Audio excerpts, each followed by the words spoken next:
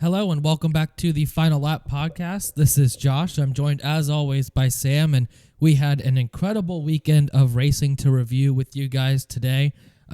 First off, though, Sam, how was your weekend, and how'd you think of the races? It was great. We got to watch the F1 race together, and I had a great time doing that. And we also got to catch up on some NASCAR and some racing at Sebring as well with the 12 hours. So a full weekend, a lot to cover. Yeah, definitely a lot to get to today. We'll start first with F1, though, where Lando Norris wins a wild Australian Grand Prix to kick off the 2025 season as he held off Max Verstappen, who was charging down on him in the closing laps of that race. I know we're only one race into the season, but seemed like Lando and McLaren were really on it this weekend. And, I want to ask the question of, is it their championship to lose this year? Like I said, one race in, there's still a lot to happen, a lot to develop for other teams with their cars and stuff. But in the dry conditions, they seemed very, very fast, almost a half second faster than the rest of the field. So is it, McLaren's to lose this year? Yeah, I think they're the clear favorites at this point.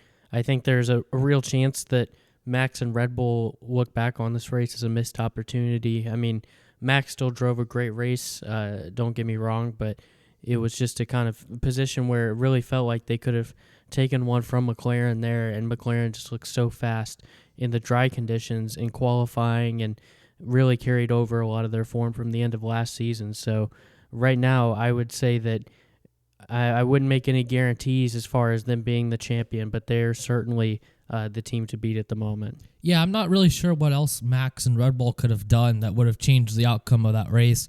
They had a great qualifying session. They were about 16 seconds or so back of the leading two McLarens when one of those safety cars came out and bunched the field back up together. And then, for him to actually gain a position on one of those McLarens, I think it was a pretty maximum weekend for him.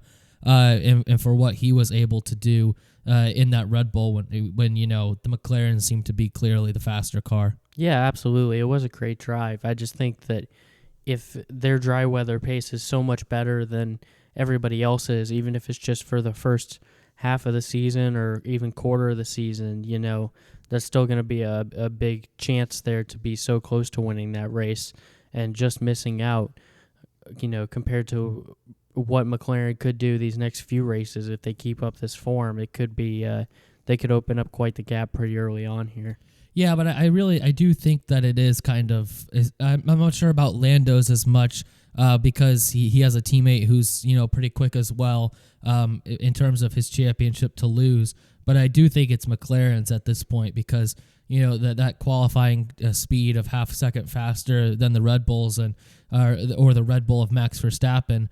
I thought that the Ferraris would be the closest one to the McLarens, if not even faster, and they were miles off. And then they had some big mistakes in the race as well. So right now it looks like McLaren is definitely the one out front, and they have the fastest car. They seem to have learned a lot from last year when they were in similar situations to this, at multiple times, Silverstone, Canada, Brazil, and they did not capitalize on any of those. Here, they capitalized greatly on this weekend.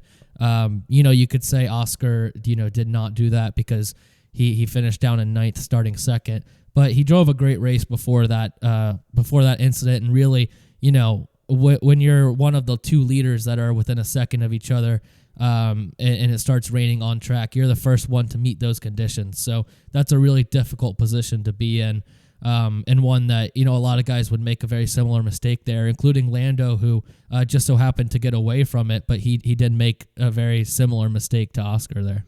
Yeah, he did. I mean, I don't really put too much blame on Oscar there. Like you said, it's very difficult conditions and just kind of got caught out at the wrong time. I mean, we saw Lando sort of go wide there as well, and we saw a lot of other guys have trouble with the conditions throughout the day. So I don't really put too much on Oscar there.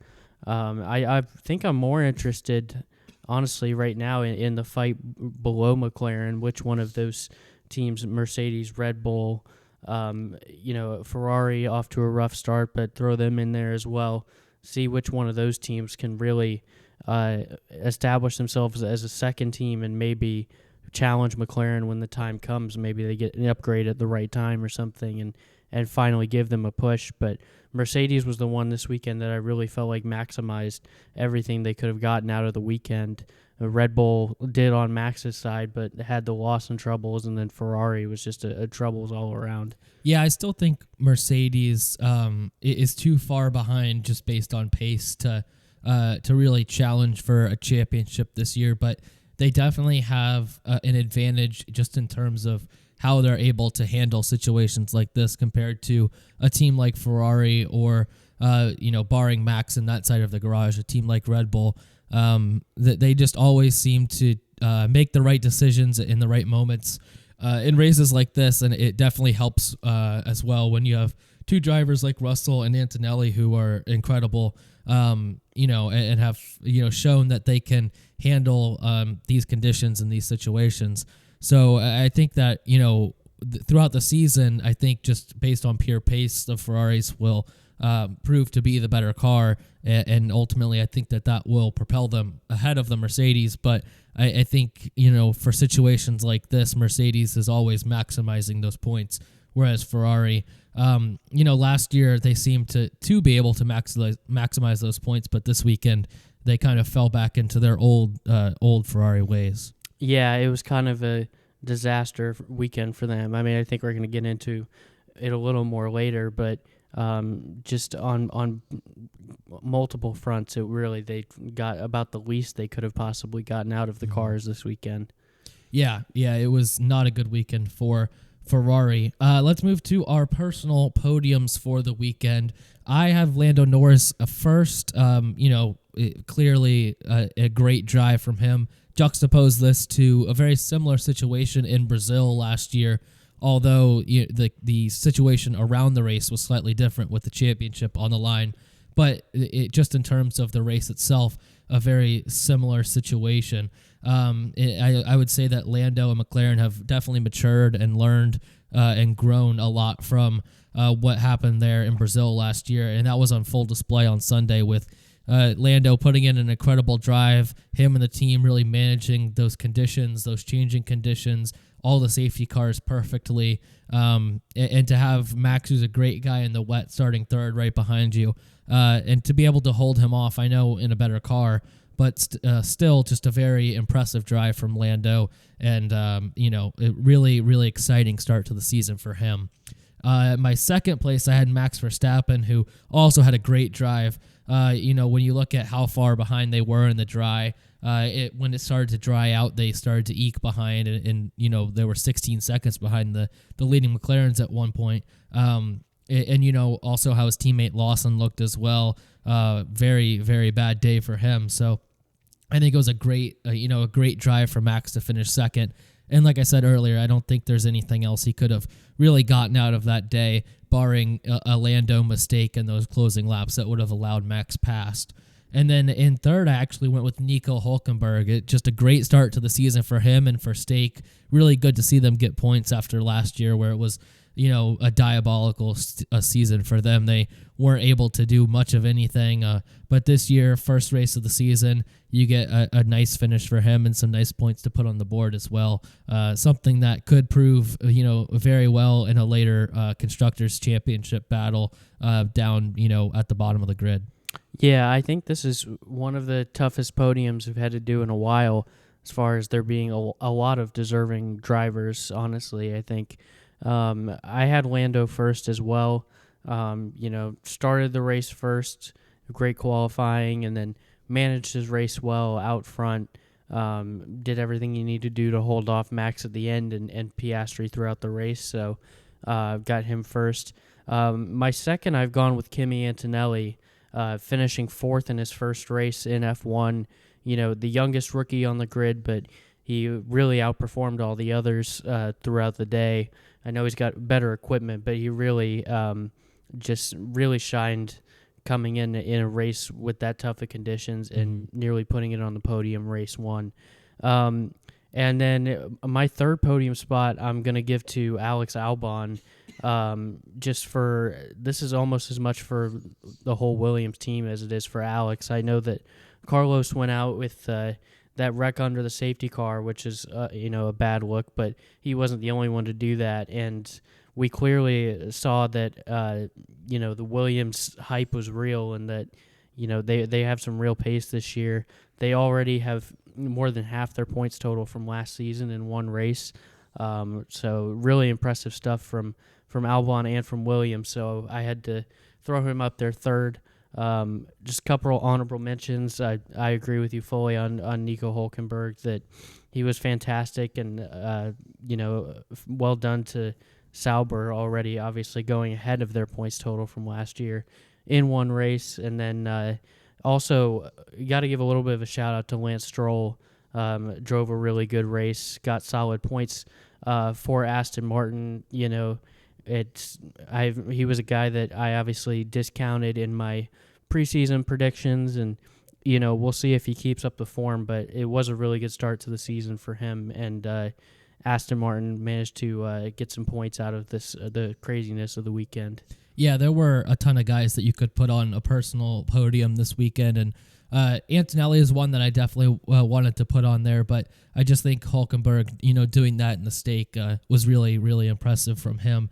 Going back to Lando for a minute, though, if he continues to drive like he did in this race, I do think that it is his championship this year, just because, going into turn one, he put a great block on Max Verstappen, and then also later on in the race, holding him off in those closing laps. I think he clearly showed that he's, not afraid of Max anymore, and I think he learned a lot racing him last year. He's going to race him different when the time comes this year. I think we already have seen that just in one race. And then you put on top of that the speed and the pace that the car has. I think this is, in a way, a different Lando Norris than what we saw last year. And that's exactly what we wanted to see, was him grow and learn a lot from, the mistakes that he made last year. I think we definitely saw that, and I think he is on for a championship right now. But there's a lot left, in terms of car development for other teams, and also the fact that he is a great teammate that will, make that difficult. But I do see this season going Lando's way if he can continue to race like he did on Sunday. Yeah, honestly, that's why I even in picking him, I kind of doubted his championship material a little bit just with the mistakes that he made last year. But you're absolutely right. In his first race, he looked like him and the team learned from those mistakes. They managed the race very well. He showed a lot of poise, staying ahead of Max in those final laps when he was creeping in, and not making any mistakes, any major mistakes, at least given those conditions. So I got to give full credit to Lando and to McLaren, and you're right. If they can keep this going, I think they'll at least be able to build a big lead in the championship before anybody else can make those upgrades. And we'll see. McLaren last year got off to a bit of a slow start and then ended up winning the Constructors. So, these other teams aren't out of it, even if this goes on for a few more races. But, they're going to put themselves in prime position to be champions, both drivers and constructors, I think. Yeah, that is another thing, too, about this is historically we've seen McLaren kind of come out of the gate slow to start a season, and they obviously didn't do that this year with the pace we saw in qualifying and throughout the practices and in the race as well. So I think that's another sign that McLaren is definitely on it right now, and they have a great advantage and almost a jump start to this championship that, not a lot of other teams have, similar to kind of what we saw out of Red Bull last year with their jump start. I expect a similar thing where the field will kind of come back together closer to mid-season, but right now they are, by and away out front. Yeah, and I think they're going to throw everything they have at winning this championship. Mm-hmm. You look at teams like Red Bull and Mercedes have obviously won a lot in recent times, and might be a little more apt towards looking to 2026 if things don't start going their way. And Ferrari I took as a win now team this year, but depending on how their car develops, if it doesn't develop the way they want it to, maybe they'll think that way too and think long term. But McLaren sees that they have the fastest car right now, and in their mind they've got a driver capable of winning drivers' championship, and obviously they have two that are capable of winning the constructors. So I think they're going to go all in this year, and right now I don't think there's anybody that's going to catch him anytime soon. Yeah, for sure. Let's move to our stinker of the week, and mine is another team, a team that I expected to start off the season much better, and that is Ferrari. Once again, issues with strategy, which I thought were kind of resolved last season. I thought that they got over that. Obviously, that was not the case, at least this weekend. Also, a tough start to the Hamilton era. It seems like he and the team just have a lot to work on, communication wise and just, gelling together as one unit. There was a lot in the race over the radio that just showed that Hamilton and his engineer and the team just aren't on one page. They're not clicking exactly right now. And he also has a little bit of a gap to make up to Leclerc in pace as well. So not a great weekend for Hamilton, not a great weekend for Ferrari as well.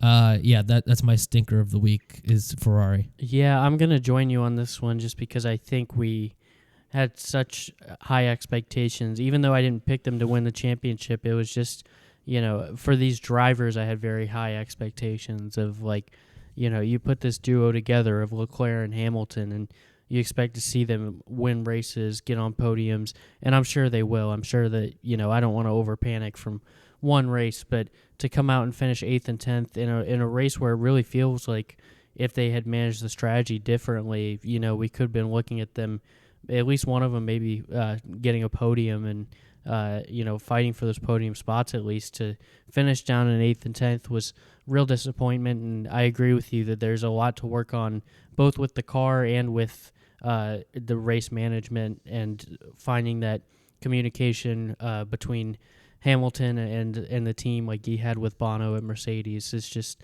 not quite there right now. And Leclerc's been there for years now, and he's clearly still having those issues too. So, there's a lot to figure out at Ferrari, and I'm sure that they'll get back on track, at least, like I said, to podiums and probably even some wins. But, if we're looking at them versus McLaren in that title fight, really their only saving grace in this race was that Piastri incident kind of kept McLaren from getting even more points and going even further out ahead of them. But yeah, not a good start if you're looking at them for constructors or definitely for drivers' championships. Yeah, on top of that, Hamilton being stuck behind Albon for the majority of that race just shows that they didn't really have the pace. I know we just touched on how good of a start it was for Williams, but that Ferrari still should be faster. And for as good of a driver I think Albon is, Hamilton is obviously the better driver between the two. So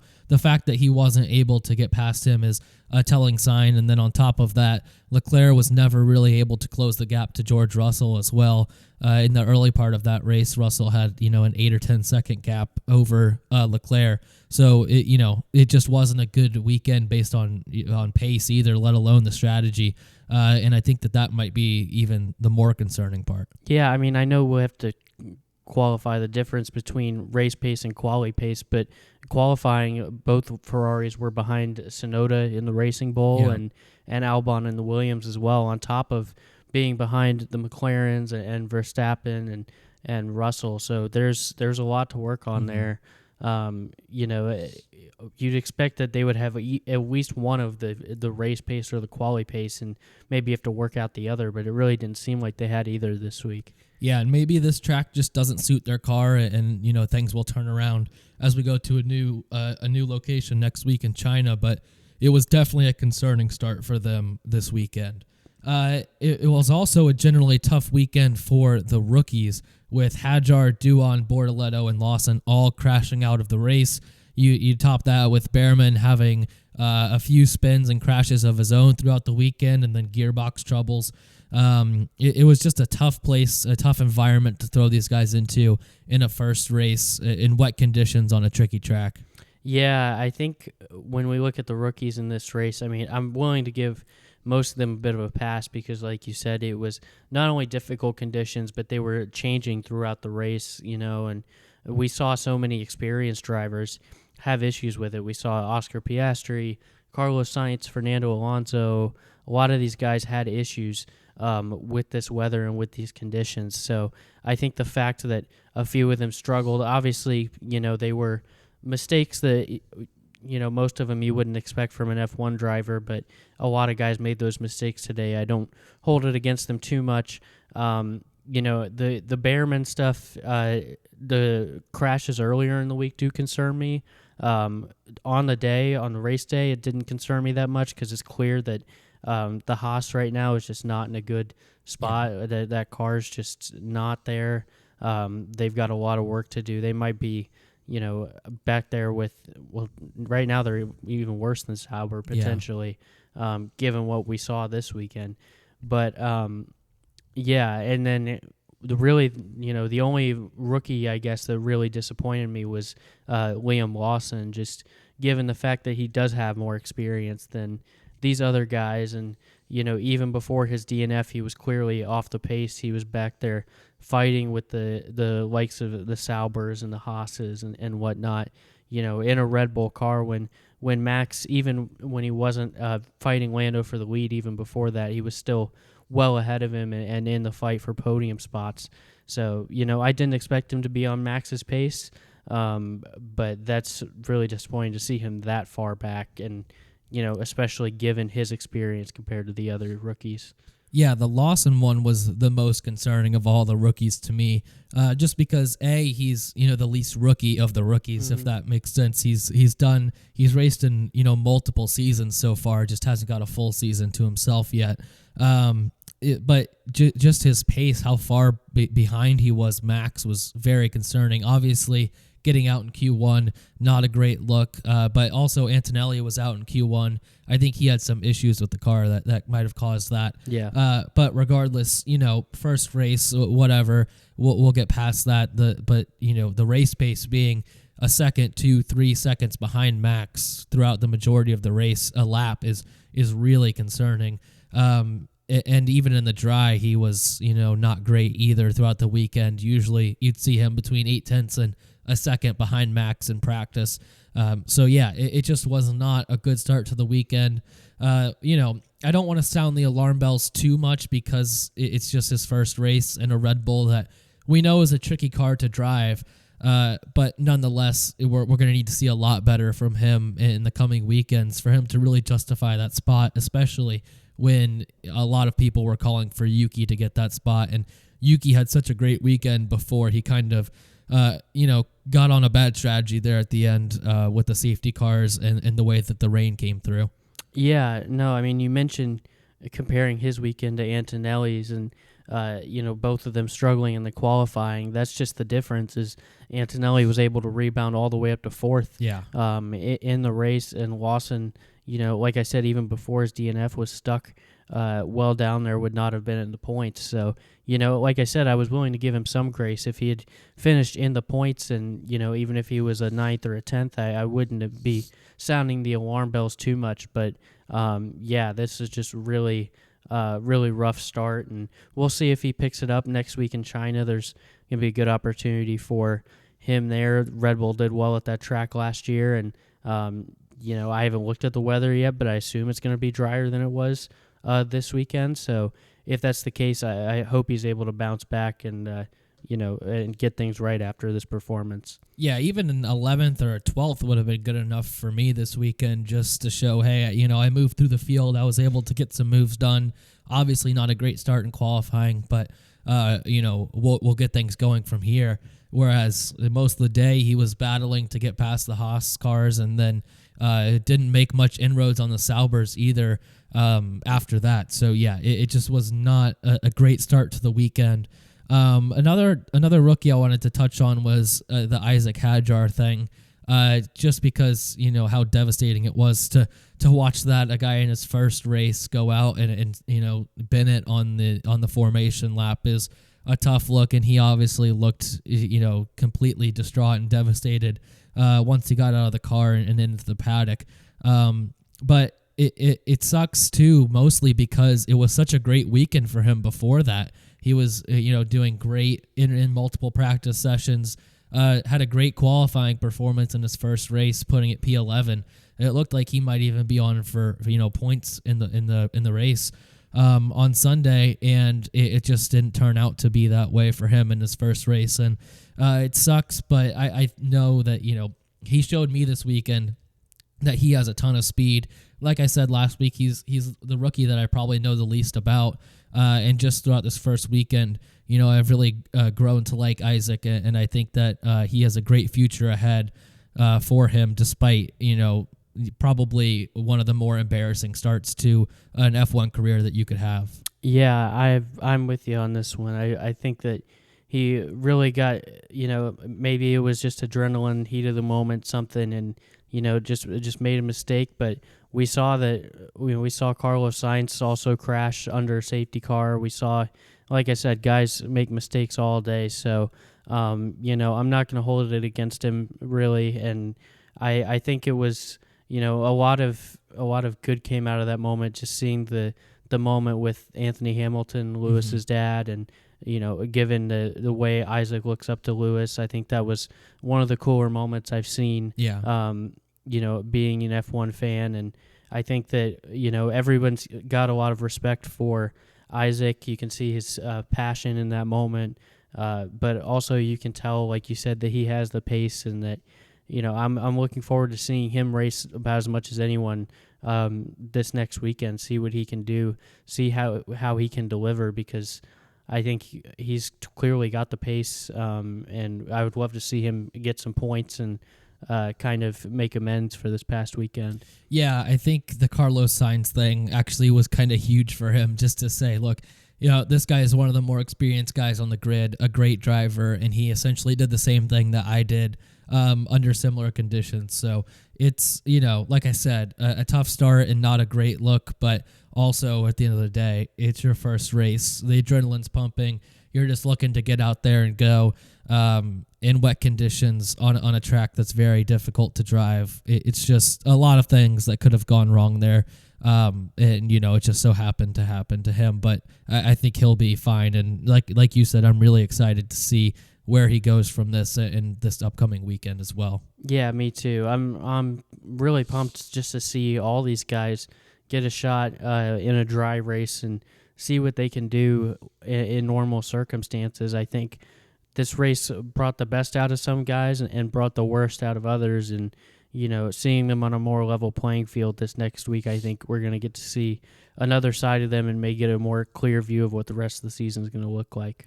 Yeah, well, one of the guys that I think, it showed the best of was Kimi Antonelli, the one rookie who had a great performance this weekend, went from 16th to 4th in wet conditions on a very difficult track to drive, like we've mentioned already, in a very tricky race to figure out changing conditions, dry tires, wet tires, all that. I'm really excited to see how this year plays out for him, and really beyond that, because I think he has a bright future ahead. Yeah, and that's why I put him on my personal podium. It just was a very mature drive from the youngest driver on the grid, and he was a guy that going into the season, I was worried that the lights would be a little bit too bright for him coming in that young, coming into a top team, being technically the guy that replaces Lewis Hamilton there. Obviously, there's a lot of expectations that come into that, and he comes out and puts in a really solid performance here. Going all the way to 4th, making some great passes, managing his race well. I'm really excited to see where he goes from here, and I can definitely see the potential now that Toto saw in him. After just one race. Yeah, exactly. Making up that many positions in a dry race is hard enough, let alone in a wet one.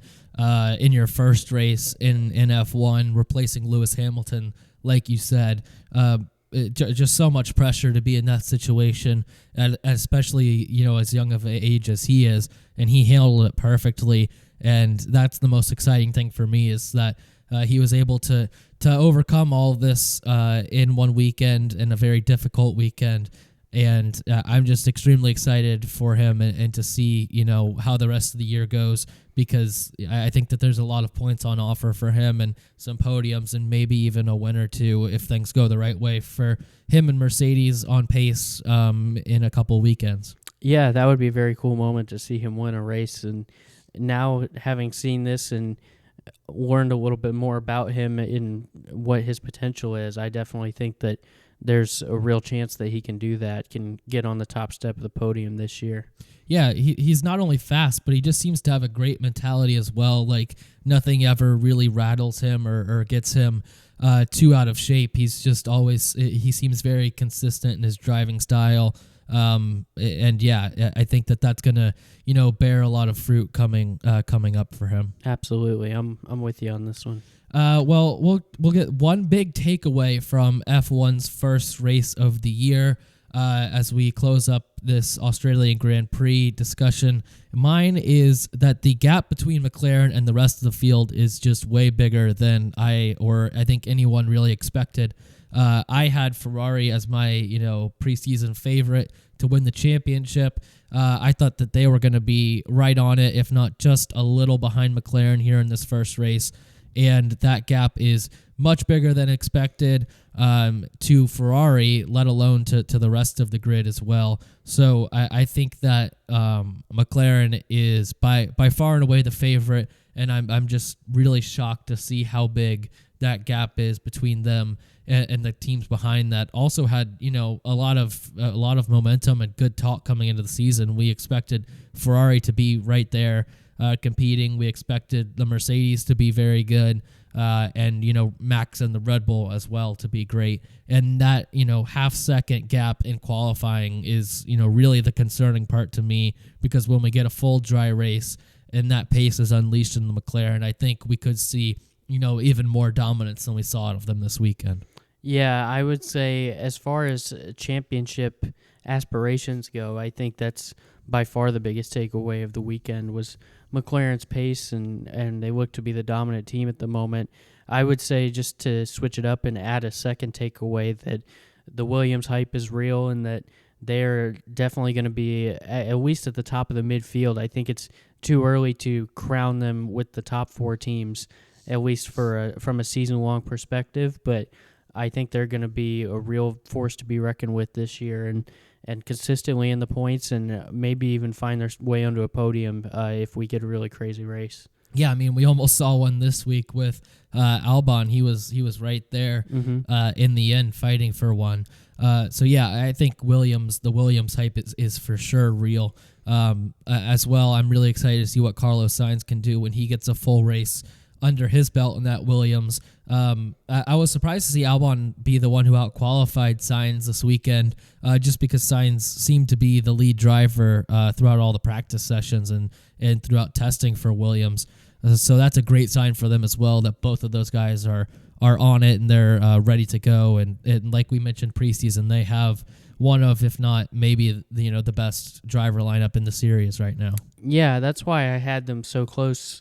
And I said that was one of my favorite battles. I think one of the closest battles we're going to have this year is, even though there's a lot of hype behind Sainz right now, I think Albon's a very capable driver. And I also think when you look at the start of the season, you're going to want a guy in there that's more familiar with the team and the car and everything else. And I think even with a clearly upgraded car, it seems like Albon certainly is comfortable with it. It's tough to judge whether he's more comfortable than Carlos after one race, especially when Carlos didn't finish. But it's clear that Albon's there with the car and that he's going to be right there with Carlos, I think, all year. Yeah. Well, let's move to our picks for next week in China. I went with Lando Norris and Oscar Piastri 1-2. I think until we see anything different out of the other teams and drivers, they have to be at the top of the list in my consideration. And like I mentioned preseason, I have Norris slightly above Piastri. So Norris 1, Piastri 2, and then I have Max Verstappen 3rd as well. Getting that car up to 3rd in qualifying last week, and then even being able to challenge Lando for the win really was impressive from Max. So I still think he's the cream of the crop in F1, and he could do a lot of things with a car that not many others can do. So I have Max Verstappen rounding out my top 3, and then I assume that the Ferraris and the Mercedes will be battling it out right there as well. Yeah, when I looked at the odds for this coming week, it seems pretty clear that the odds makers like McLaren and they like Verstappen, and that those three are kind of the three drivers to beat right now.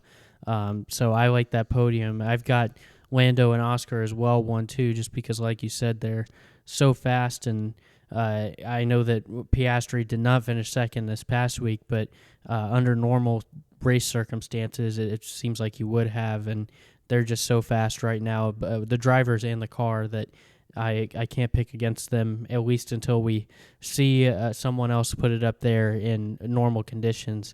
And then just to switch it up a little bit, I went with George Russell third. I think Max is a very valid pick, probably more likely to finish on the podium. But Russell and Mercedes as a team really impressed me this past week. And, they're obviously not on that championship level in terms of pace, but they do have a good pace compared to those other teams, those other top teams up there. And I think Russell, if Max doesn't get it done, I think Russell's the next guy up. Yeah, I think that's a great pick. Russell obviously was there for most of the weekend as well, so and got on the podium this past weekend. So I think that's a great pick to throw in there as well for a podium. Mm-hmm. Let's move to the NASCAR Cup Series in Las Vegas, where Josh Berry won his first Cup Series race, as the Wood brothers continue to show some great improvement throughout this season with their win in Las Vegas as well.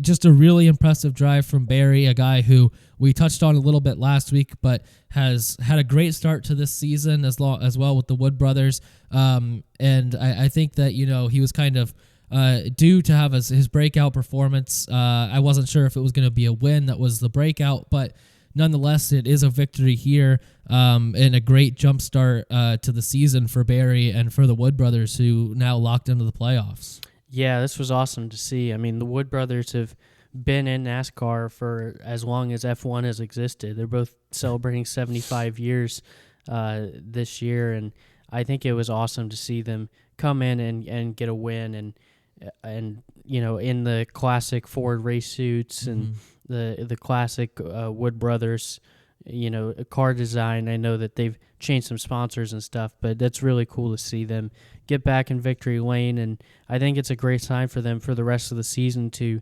get a win on a non-super speedway or road course or anything like that. A normal intermediate track, I think, is great for them and really shows the progress that they're making. Yeah, I think I saw it was their first non-super speedway win since 2017. So, a great performance from Berry and from the Wood brothers to put out a very competitive and obviously race-winning capable car on a more typical NASCAR design and more kind of competitive NASCAR track as well.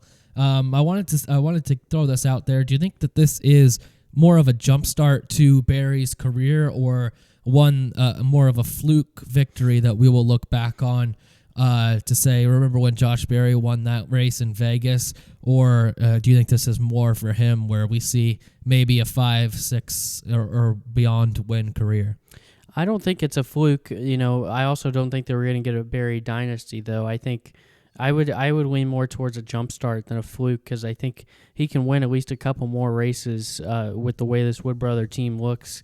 Not all this year, but I do think between him being very good on short tracks and now you've just won on an intermediate, and then it's always possible they could steal a super speedway win as well. Mm-hmm. So there's a lot of tracks now potentially where they could get the job done, and I think that him and that team will find a couple more wins over the next few years if this partnership lasts, because I think with his expertise and his experience, especially on those short tracks, I think eventually they're going to find their way back to victory lane with him.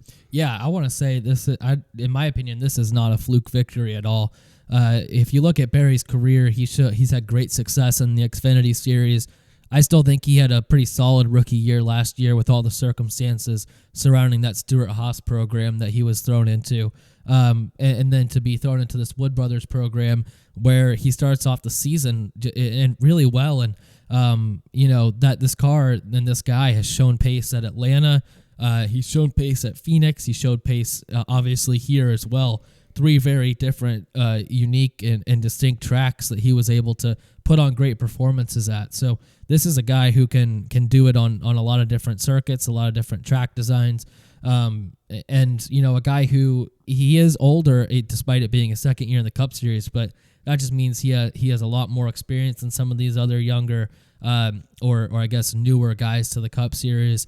I think that probably has helped him out as well with the Wood brothers, with Harrison Burton there before, who was a younger guy, and I think Barry bringing some experience into that team and some winning experience too, I think has really helped that team, kind of blossom and come into its own so far this season. So I see Barry as a guy who might end his career with, like I mentioned, that 5, 6, 7 win kind of range, where a very respectable NASCAR career, and a guy who makes the playoffs, a few times, maybe makes a run or two in the playoffs as well. Like I said, I don't think that this is a start for Barry as like, a perennial championship contender or something like that. But I do think that it's a great sign for him.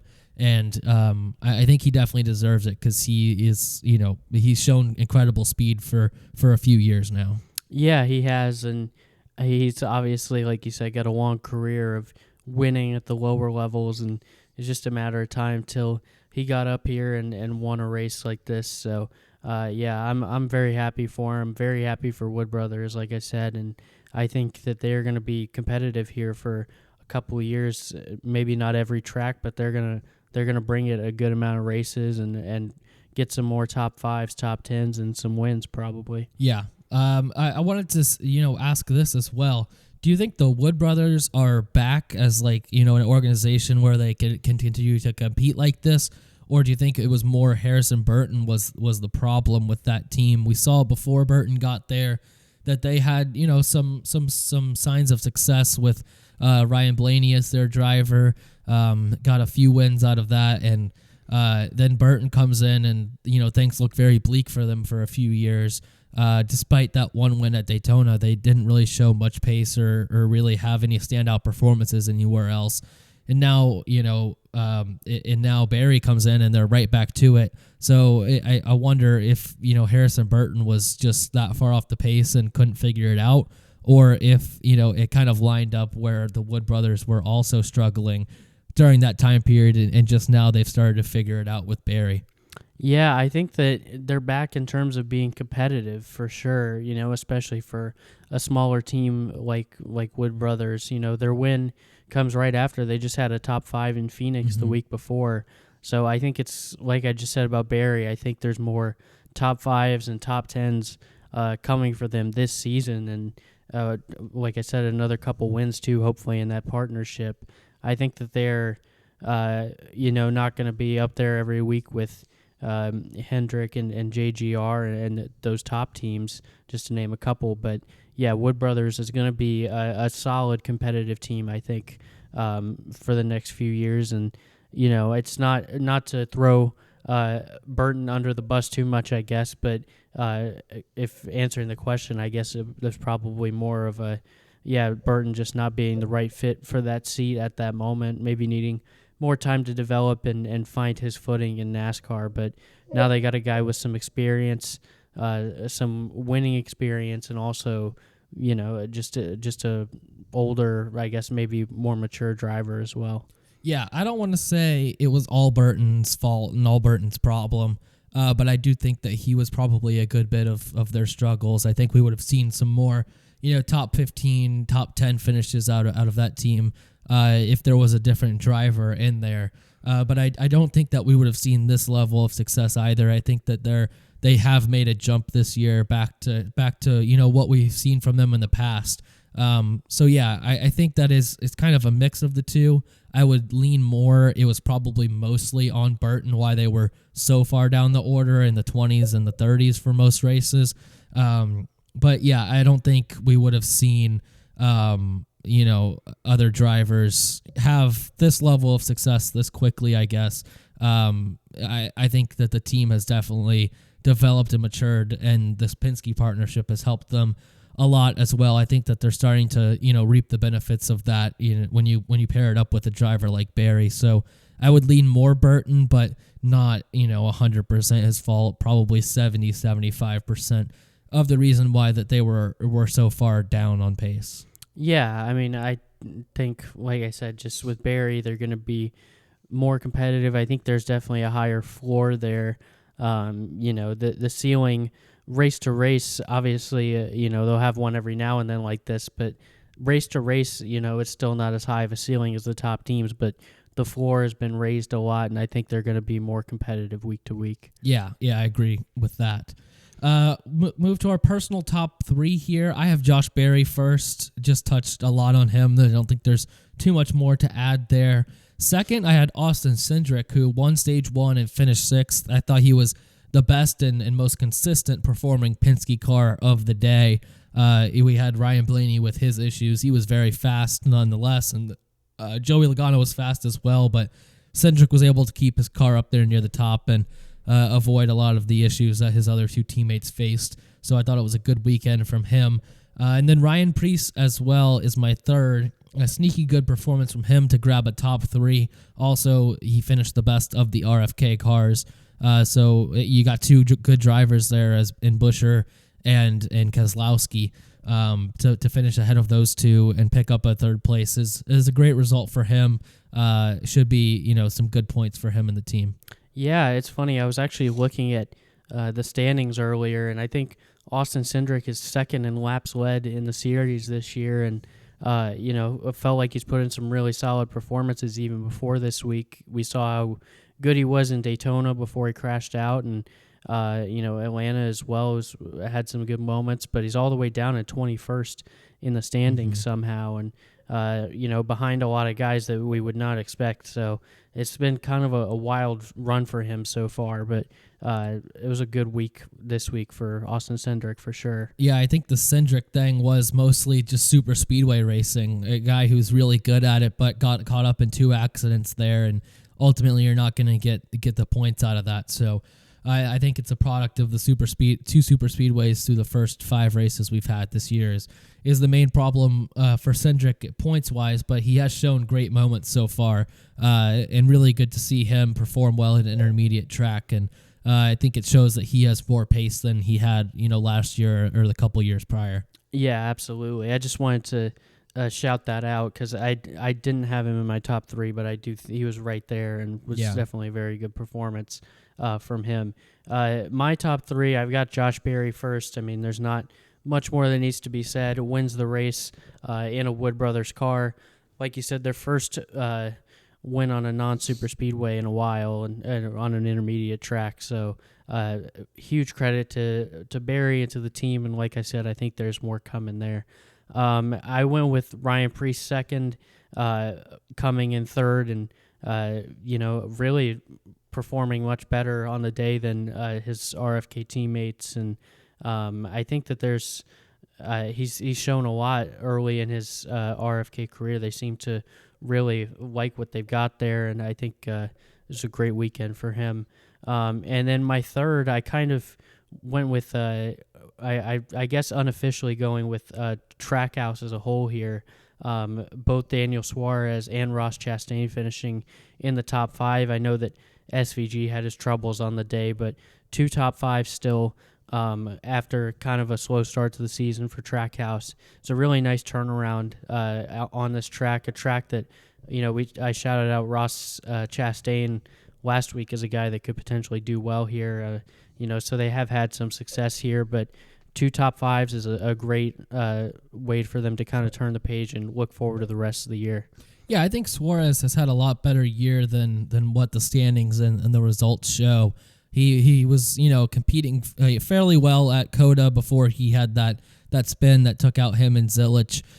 He was competing well in Phoenix and at the super speedways as well before he had his own issues there. So I think that this was one that was due for him to have a good performance, a good finish, and I know he would have loved to have won that race with all the heat that's on him right now about losing his seat next year. I think that could have helped him solidify that spot maybe for the upcoming season. But a second place finish is still really solid, and I think it's more representative of his pace than what we've seen yet. Yeah, absolutely.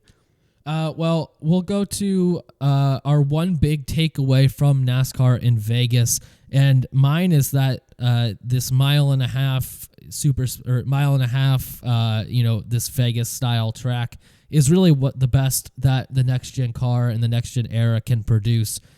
Just excellent racing, where you can just see side by side battles for laps on end, that are really just, tight battles. Also you can see, multi groove racing. And I think that the best part about it is it gives more teams a chance to win, but they still have to put together a great, package with a good driver in it, like we saw from Barry and the Wood brothers here, which was the whole point of the next gen car, was to bring the field a little bit more together, have a little bit less disparity between the guys, and to have that, but still make it to where you ultimately have to go out and execute and put together a good weekend, I think is the best blend of the two. And that's what we saw here in Vegas, and I think that's what we see at a lot of these mile and a halves as well. Yeah, I think in the last era, I sort of struggled to really enjoy the mile and a half intermediate tracks. It just wasn't a lot of fun races, but they've gotten a lot better over the last few seasons, and I think it's great for the sport that a team like Wood Brothers can come in and win a race. It's obviously they're not going to compete with some of the top teams week to week with their resources, but the fact that we're not just seeing the same teams win every week, and I think it was a great switch up. Obviously, Christopher Bell just won 3 races in a row, but now to have somebody like Josh Berry from a team like Wood Brothers come out and get a win right after that just shows that we're getting really close, good racing, and that even if guys and teams can go on short stretches, nobody's really going to be able to dominate too much for too long. We're going to get competitive racing, close racing, and we're going to get some good fights all season long. Yeah, definitely. I'm just really impressed by what this next gen car has been able to put together on an intermediate track package, where it doesn't seem to have the same amount of aero issues as it has at short tracks or at super speedways. And you could really just all out racing where guys are able to utilize the car, utilize different grooves, utilize the side draft, and make passes and make great defense as well. So I think that this is really the best NASCAR can get in terms of those intermediate tracks. It stinks that we see the struggles that we do with it on short tracks and to an extent on super speedways as well, when the intermediate racing is this good.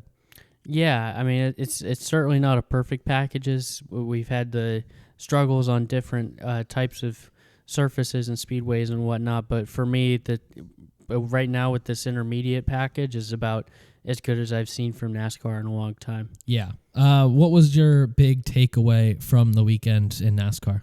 Yeah, I mean, what we were just talking about, that, it's great that a team like Wood Brothers can win a race and compete even in a sport like this. We've seen other series be so top heavy and dominated by a couple teams, and NASCAR can be like that too at times, but we also see lower level teams come out and win a race, come into, and it doesn't even have to be at a super speedway now. It can be at a track like Las Vegas. I think that's great for the sport, and I think it's exciting seeing these guys.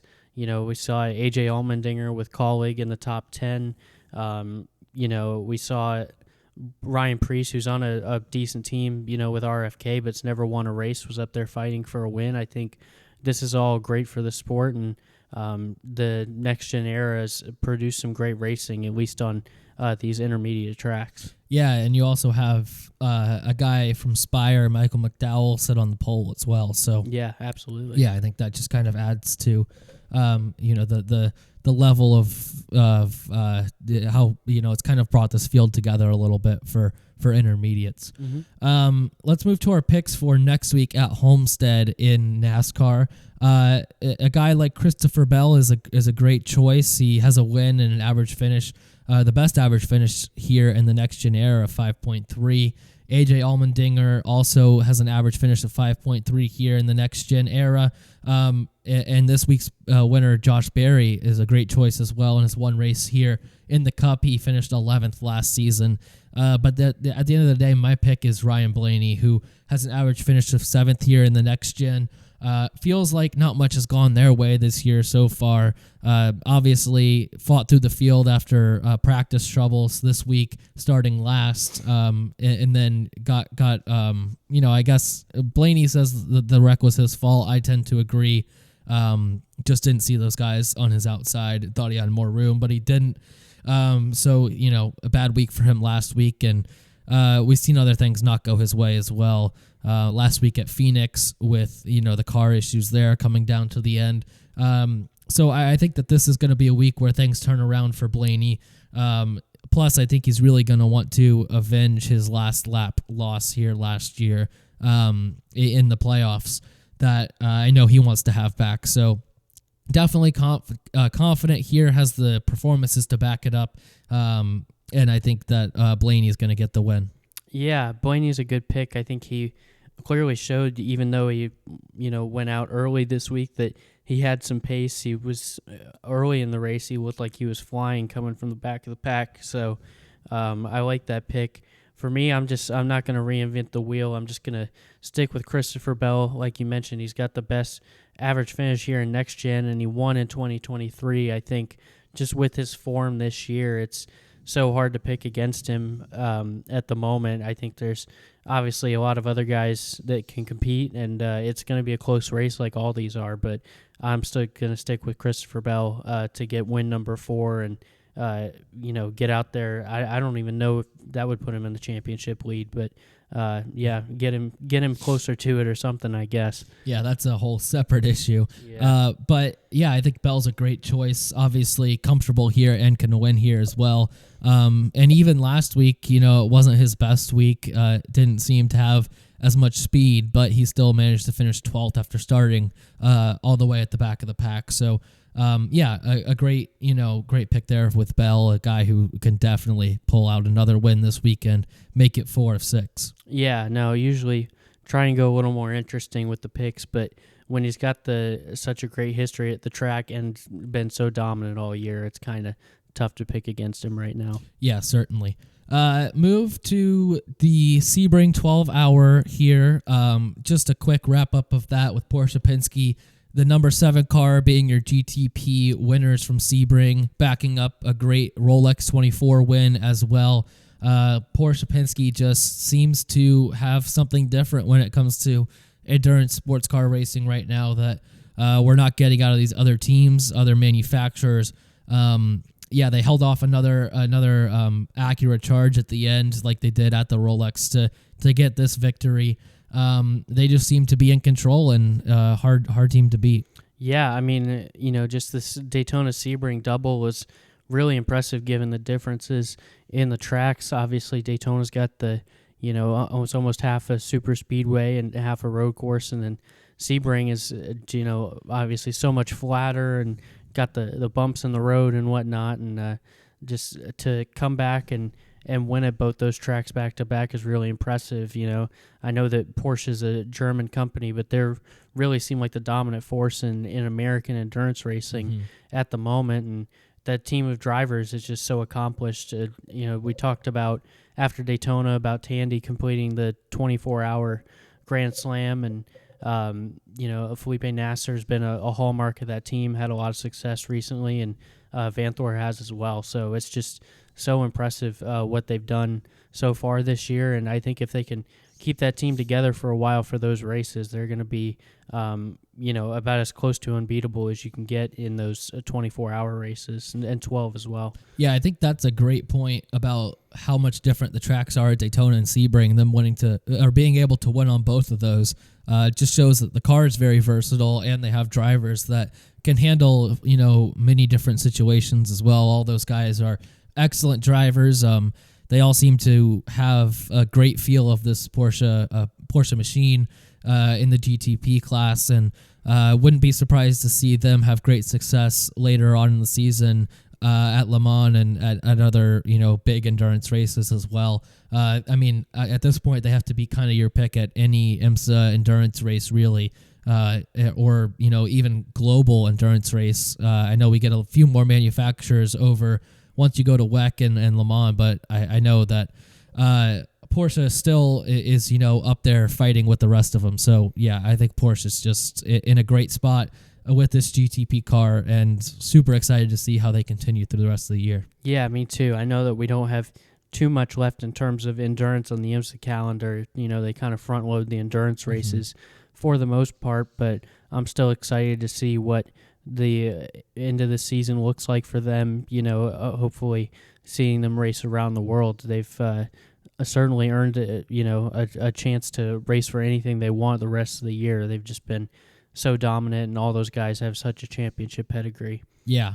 Let's make some IndyCar picks here for next week as well. No race last weekend, but they are back this weekend at the Thermal Club once again. This year, though, it's a points-paying event, so it will count for something other than the not really $1 million challenge that we had there last year. So I'm excited that they got rid of that kind of fluky, gimmicky challenge and are really gonna actually put together an actual race weekend here. I think that's a great thing and a great step in the right direction.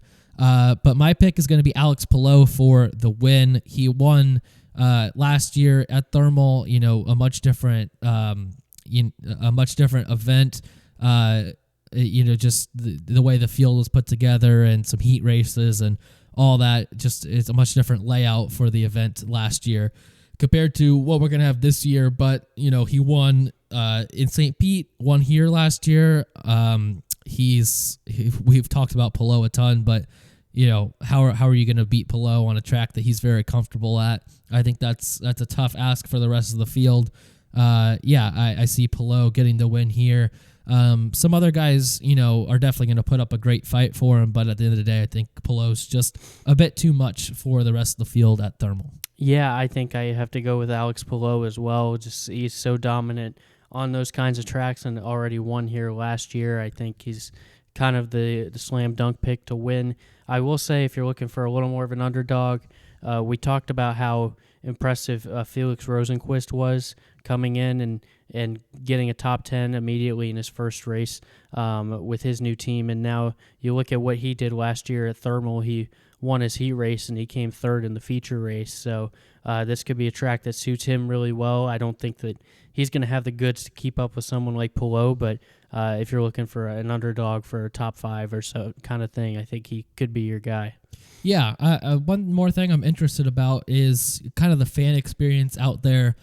Thermal being kind of like a private track, private club style. I think it'll be interesting to see how they handle the tickets and the general fan experience out there for a full points paying IndyCar race. I think that'll be something to really watch out for this weekend as well. See how IndyCar handles that. I'm going to be very interested in that. Yeah, as am I. I mean, we looked at it last year and it just didn't really feel right. It didn't even feel like an all-star race or anything like that. It was just almost like a private exhibition or something. And, so I'm fascinated to see now how they host at a track like that, all these other tracks that we go to, even the street courses on some level, that they have their ways of going about it, their ways of accommodating the fans, and I'm sure they'll figure it out. IndyCar's got professionals on the case, and they'll get the job done. But it's going to be an interesting layout and probably an interesting field of this race for sure. Yeah, I think it'll be very distinct to the rest of the IndyCar season and calendar. Well, that's everything for this weekend. We'll be back next weekend to wrap up another full weekend of racing with F1, NASCAR, and IndyCar all on the calendar. Should be super exciting. F1 in China, NASCAR up next weekend at Homestead, and then IndyCar at Thermal as well. A very full weekend and hopefully an exciting one. Yeah, I'm excited. This is going to be our first weekend with all of our main series going at once that we cover. So I can't wait to talk about it all next week. Yep. Thank you guys for listening, and we'll see you then.